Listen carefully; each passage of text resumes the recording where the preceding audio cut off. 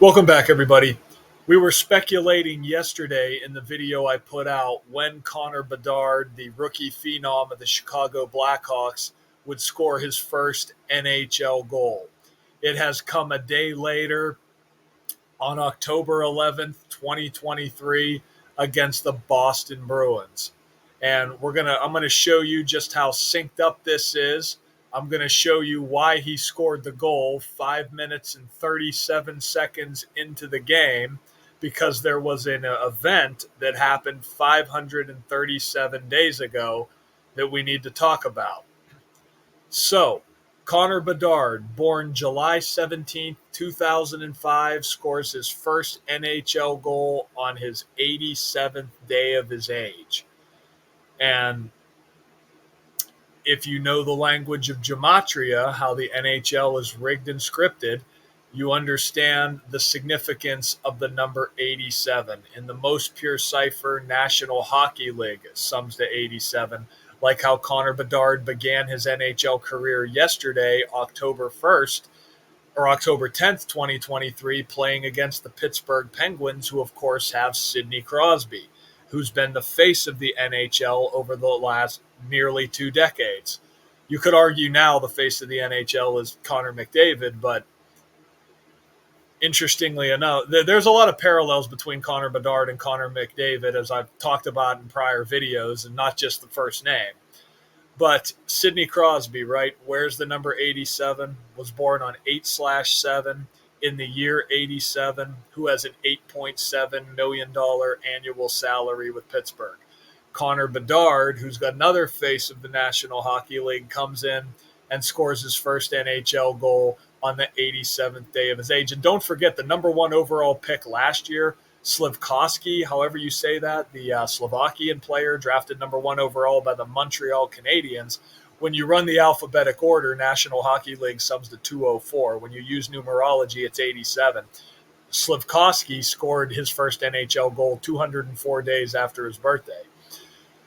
So let's just make sure there hasn't been any funny business with stat changes.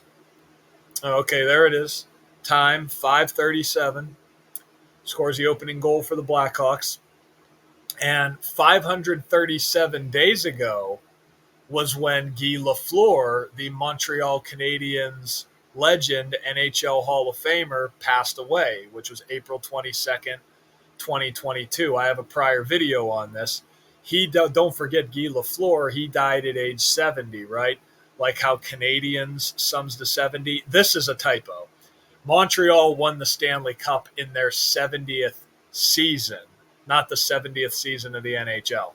They won.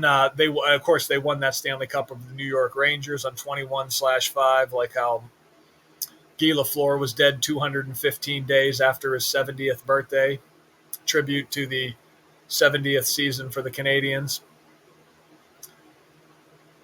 Wayne Gretzky, right?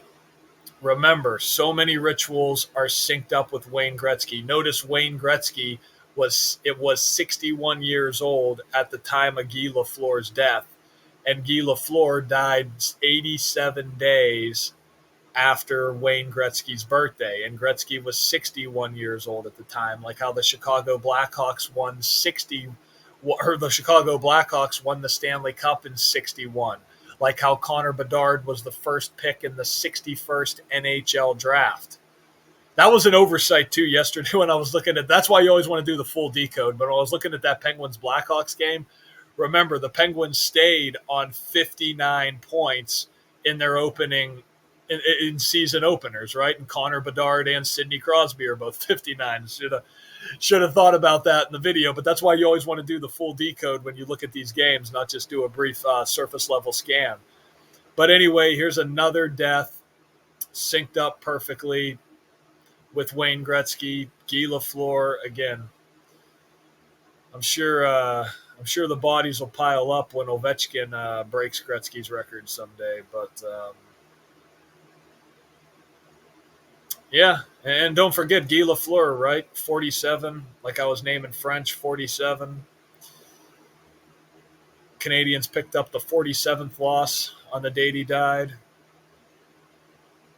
He died 151 days before his upcoming birthday, the 36th prime. Canadians lose that game 3-6.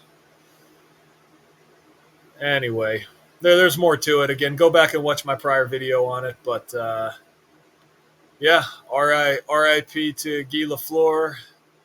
Congrats to Connor Bedard. There'll be many more in his scripted career. All right, guys. I'll talk to you soon. Until next time.